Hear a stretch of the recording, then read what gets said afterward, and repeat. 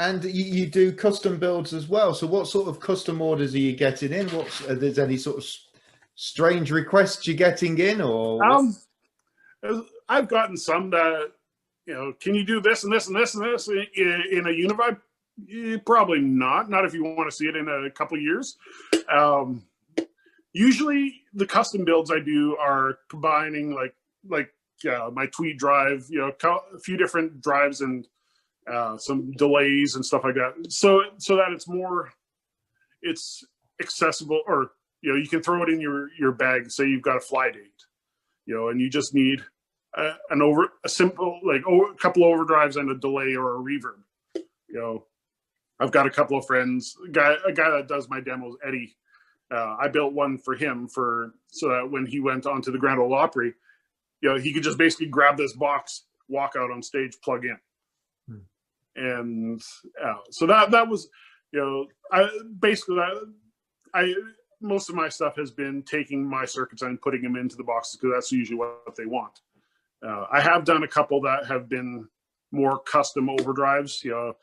I tweak a few things and send them a clip, and then they send it back. Can we add a little bit more low end to this? Well, sure. Okay, we'll try this. Yeah. How's that?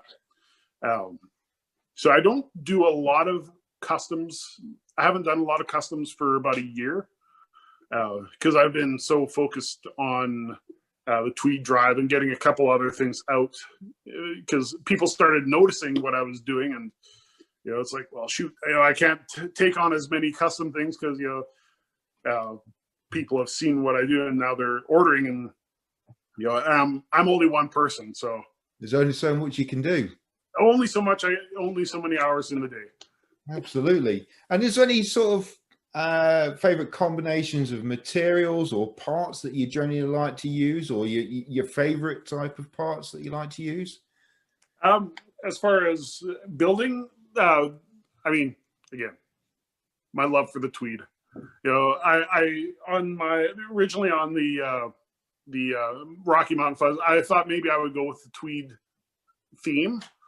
So originally, I don't know if it comes out, I painted it black, but it's an actual Tweed cover on this one, on the Rocky Mountain Fuzz. Don't know if that will continue, because I've started going more toward in the Canadian theme. Kind of like what is a Canadian? And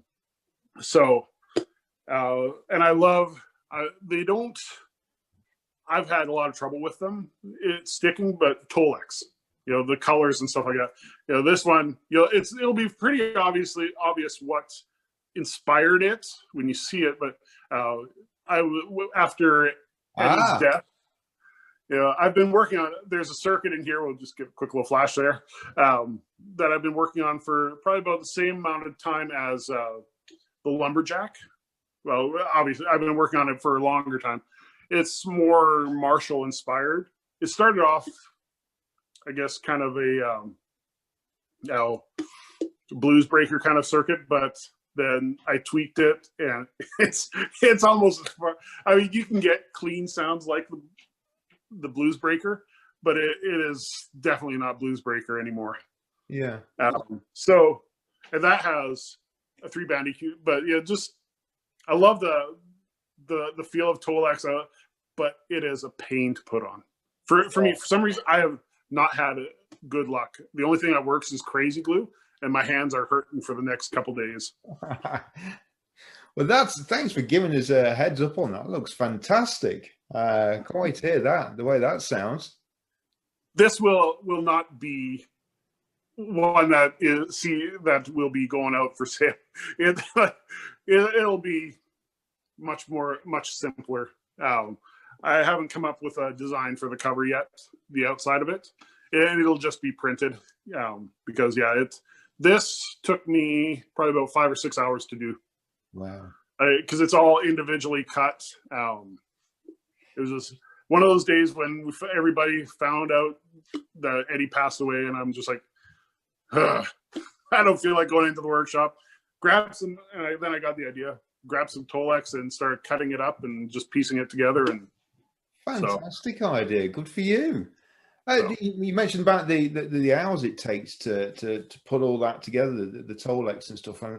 We were talking to Ryan Entrican of Entrican Pedals, and he was saying that, I mean, the artwork on his pedals is gorgeous, and he can spend sometimes longer on the artwork for the enclosure than the actual building the pedal itself. You know, his artwork is that nice on the pedals.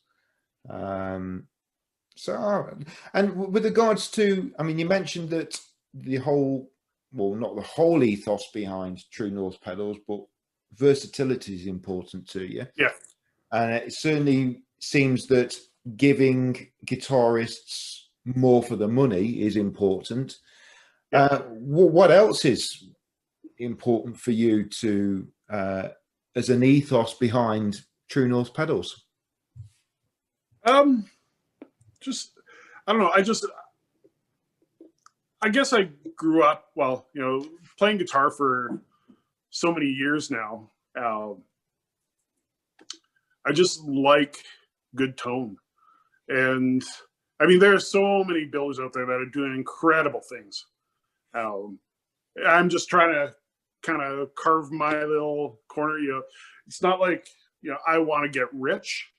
I basically, you know, the whole thing, I wanted to create something that makes people smile, makes people happy. You know, they plug the Tweed drive in, and, you know, and they're just like, wow, you know, that's a great tone. You know, I want people to enjoy playing music. You know, that's the whole reason why I wouldn't say I collect guitars. I have a few, but now, excuse me, Sheldon. When somebody says, when us guitarists say we only have a few guitars or a few pedals, you're talking to somebody now that knows that is, you know, there's actually more than what you're actually probably letting on. Oh boy, yeah. Well, my wife has fed my habit well. I mean, I started off with Fender Stratocaster. American Standard was my first. Not my first guitar. I had an acoustic before that. But I came into some money and I was able to buy, you know, go straight from, I bypassed not that there's anything wrong with Japanese models. They're great. But I went for the American Standard. You know, Stevie Ray, you know. Oh, wow. It's like mine. Pardon? Oh, yeah. Kind of similar to mine. Yeah, very nice. I've got a little bit of a bit of wear there happening there, and so that was my first real electric guitar. My wife, for my 40th birthday, you know, won't say how many years ago that was, bought me my Les Paul Standard gold top.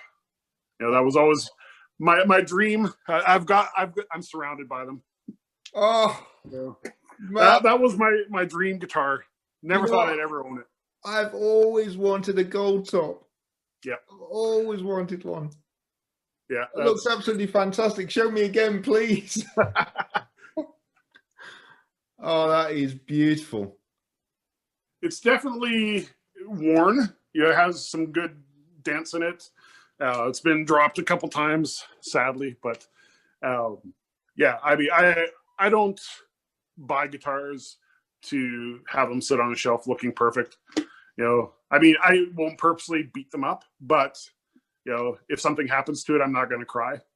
You know, so I'm exactly the same. I bought that Gibson Les Paul in '96, and about 2 years later, I dropped it.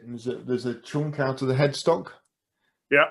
But I got it repaired, but it's like, it happens, you know. Yeah, there is a spot on here. I had it sitting on our deep freezer in our basement, not in the case, I think it was in the case, but the case was unlatched. My daughter went in there, and she moved my guitar off there, and it fell out of the case. And I don't know if the camera will pick it up. Oh yes, yeah, you can see a little. Yeah, it's definitely a good dent in there. Yeah. And she didn't tell me that happened. So it was a good learning experience. I had the whole day to kind of defuse, but bring myself down. It was a good learning moment. I told her, I wish she told me. I'm not angry. I'm angry at myself for leaving it out, but I wanted her to see, there is forgiveness. Yeah. But if the guitar is ever laying out like that again, just lock the case. Make sure the case is locked before you move it. Well, we are responsible. I know you might not be able to see it, but my pedal board's down there, and we took our dog for a walk one day, and she came back all muddy, so we washed her off. And our dog, whenever she's been washed, she runs around the house real fast. I don't know how the way she does it, but she just runs right in the house. Anyway, as she ran around the house, she ran into this room and just shook herself. And I was like, oh. But as somebody pointed out in the pedal board for him, it was actually my fault. Yeah. I left it, it was out there and the door was open. And so, but that's just how it is, isn't it? So.